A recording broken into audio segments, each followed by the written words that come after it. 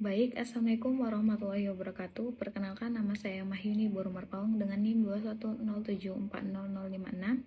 Nah, di sini saya akan memaparkan sedikit tentang materi pada pertemuan 6789 pada mata kuliah jurnalistik.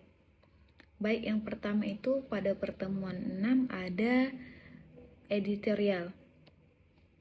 Editorial ini merujuk pada standar atau pedoman yang harus dipenuhi oleh sebuah editorial agar dianggap efektif dan berkualitas. Ada beberapa fungsi dan bentuk editorial. Yang pertama itu fungsi editorial. Nah, fungsi editorial ini memiliki peran fungsi antara lain yaitu memberikan pandangan atau opini dari redaksi terkait isu terkini. Yang kedua, memberikan arahan atau pandangan terhadap kebijakan pemerintah atau organisasi. Nah, adapun bentuk editorial yaitu yang pertama berupa esai, opini, atau analisis mendalam. Gaya penulisan editorial juga bisa bervariasi dari formal hingga lebih santai. Yang ketiga ada tempat kolom editorial. Nah, kolom editorial ini biasanya ditempatkan di bagian tertentu dalam suatu media, seperti surat kabar, majalah, atau situs web berita. Nah, yang keempat ada penulisan editorial. Penulisan editorial umumnya adalah anggota tim redaksi atau editor yang memiliki pengetahuan mendalam tentang isu yang dibahas. Pada pertemuan ketujuh, saya akan memaparkan tentang definisi bahasa iklan. Baik, bahasa iklan merujuk pada gaya bahasa yang digunakan dalam pembuatan materi iklan untuk tujuan persuasif. Tujuan utama dari bahasa iklan adalah untuk memikat, meyakinkan, dan mempengaruhi calon konsumen agar melakukan tindakan tertentu seperti membeli produk atau menggunakan jasa tertentu. Yang adapun ciri-ciri bahasa iklan, yang pertama itu pemilihan kata yang positif, yang kedua kalimat singkat dan padat, yang ketiga adanya daya pemikat visual, yang keempat penggunaan gaya bahasa kreatif, yang kelima urgensi dan kepentingan.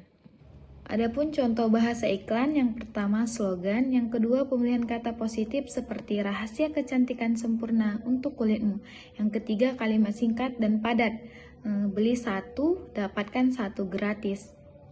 Baik, selanjutnya saya akan memaparkan tentang materi 8 yaitu resensi.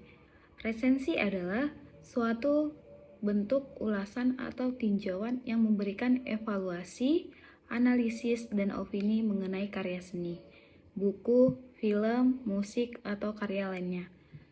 Adapun tujuan resensi adalah memberikan gambaran umum tentang kualitas, kelebihan, kelemahan, dan potensi karya tersebut. Ciri-ciri resensi yang pertama subjektif, yang kedua analisis mendalam, yang ketiga tujuan persuasif, yang keempat konteks karya, yang kelima penulisan yang menarik. Adapun sistematika resensi yang tepat, yang pertama itu adanya pendahuluan, yang kedua ringkasan, yang ketiga analisis, yang keempat kesimpulan. Pada pertemuan 9, saya akan memaparkan tentang surat kabar.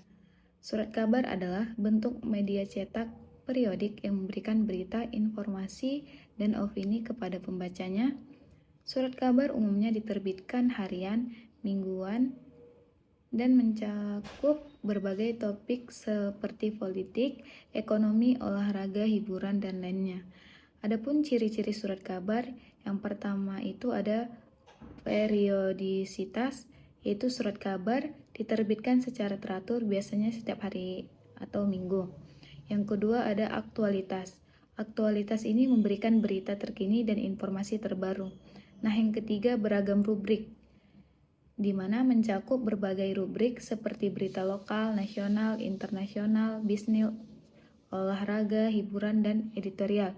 Nah, yang keempat ada fotografis. Fotografis ini mengandung gambar dan grafik untuk mendukung berita dan artikel. Nah, yang kelima ada ketidakberpihakan. Surat kabar berusaha memberikan berita secara objektif dan menghindari ketidakberpihakan keberpihakan. Adapun sistematika penulisan surat kabar. Sistematika penulisan surat kabar umumnya terdiri dari yang pertama judul, yaitu memberikan informasi inti dari berita atau artikel. Yang kedua ada lead, yaitu paragraf pembuka yang merangkum berita secara singkat. Yang ketiga ada badan cerita, yaitu menyajikan fakta-fakta dan informasi yang lebih rinci. Yang keempat itu ada kutipan, di mana mengandung pernyataan atau pendapat yang mendukung berita. Yang kelima ada foto dan grafik, mendukung visualisasi berita. Nah, yang terakhir itu ada akhir berita, yaitu memberikan kesimpulan atau tindak lanjut. Adapun definisi majalah, yaitu majalah adalah media cetak periodik yang cenderung bersifat lebih berkepanjangan dibandingkan surat kabar dan fokus pada topik tertentu. Majalah umumnya diterbitkan bulanan atau berkala lainnya. Baiklah, itu saja penjelasan dari saya. Lebih dan kurangnya saya mohon maaf. Assalamualaikum warahmatullahi wabarakatuh.